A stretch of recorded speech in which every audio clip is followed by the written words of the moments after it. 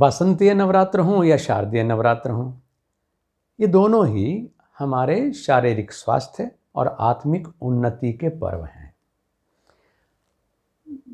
6 महीने खान पान, जीवन शैली, प्राकृतिक परिवर्तन, इनकी वजह से स्वाभाविक है कि मल इकट्ठे होते रहते हैं और सर्वरोगा मलाश्रया, मल में ही फिर रोग पनपने लगते हैं। इसलिए एक बार को झाड़ पोंछ करके ठीक कर देना चाहिए। तो ये नवरात्र इसीलिए हैं कि हम अपनी रोग प्रतिरोधक शक्ति को बढ़ाएं और आत्मिक उन्नति की राह को भी अपने हाथ से न जाने दें। वासंतीय नवरात्र समर्पित हैं भगवान राम की कृपा पाने के लिए, क्योंकि इसकी शुरुआत ही भगवान राम के राज्याभिषेक के दिन से है, चैत्र शुक्ल प्रतिपदा से। हम इसकी जो परिणति करते हैं पूर्णता, वो होती है राम के जन्म से। यानी राम का जन्म, जो दशरथ के बेटे राम हैं, उनका तो हुआ ही था उस दिन जन्म, लेकिन अगर हम नवरात्र को अच्छे से जिएंगे तो फिर हमारे अंदर भी राम की जो पवित्रता है, राम की शुचिता है, राम का दिव्यत्व है, राम का भव्यत्व है, राम की शालीनता है, राम की करुणा है, राम का दया भाव है, वो सब हमारे अंदर पैदा हो सकते हैं।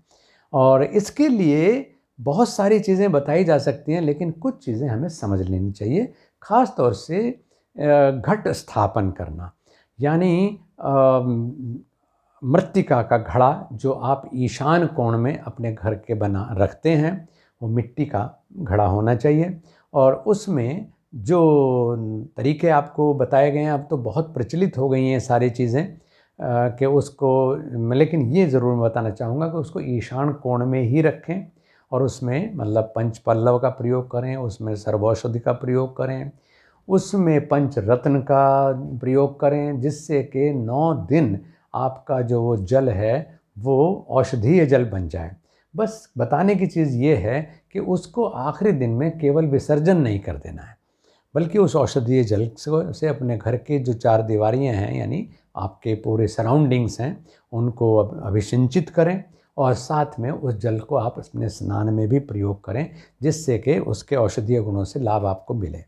एक दूसरी चीज़ खास तौर से ये ध्यान रखनी ज़रूरी है कि जो खेती बोई जाती है, वो हम दोनों ही नवरात्र में बोते हैं, लेकिन परंपरा को प्रणाम है कि उस बहाने वो आपके जो परंपराएं हैं जिंदा हैं, लेकिन थोड़ा सा उसको समझ से करें कि उसको ऐसे ही 9 दिन बाद गंगा में, जल में, नदी में विसर्जित ना कर दें, बल्कि उसका प्रयोग करें।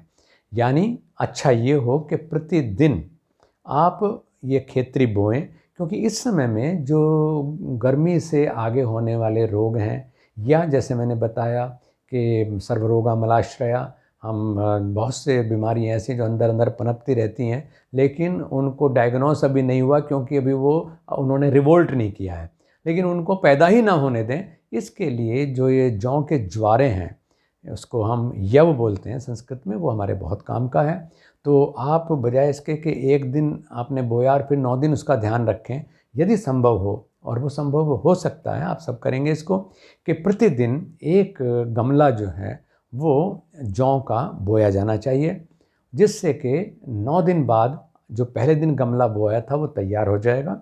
और इसी तरह से जब नवरात्र पूरे हो जाएंगे तो उसके बाद 9 दिन तक आपको गमले तैयार मिलते रहेंगे।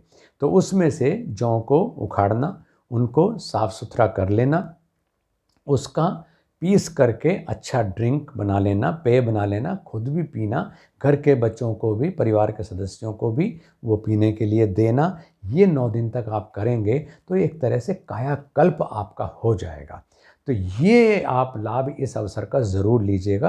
और अगर किसी भाई ने इस मान लिया सूचना को, इस वीडियो को देर से भी देखा, तो ये ना सोचे कि ओहो अब तो नवरात्र शुरू हो गया, फिर अगले नवरात्र पे इसको करेंगे। नहीं नहीं नहीं, अगर आप ट्रेन का आखिरी डब्बा भी पकड़ लेते हैं तो ट्रेन पकड़ी जाती है।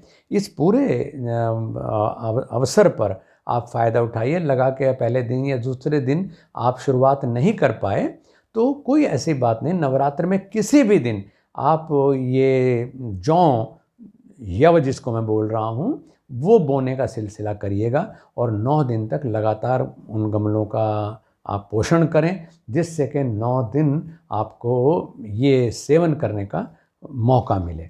तो क्योंकि अगर आप गंगा किनारे भी गए और स्नान नहीं किया तो उसका फ़ायदा आप नहीं ले पाएंगे। ऐसे ही आपने नवरात्र को तो जिया, लेकिन नवरात्र का प्रसाद आपने पाया ही नहीं, तो फिर क्या फ़ायदा हुआ? वो एक रिचुअल बन करके रह जाएगा। आप कृपा पात्र न बने रहें, बल्कि कृपा को प्राप्त करें, तो उसमें आपका हित है, सबका हित है, समाज का हित है। हरि ओम।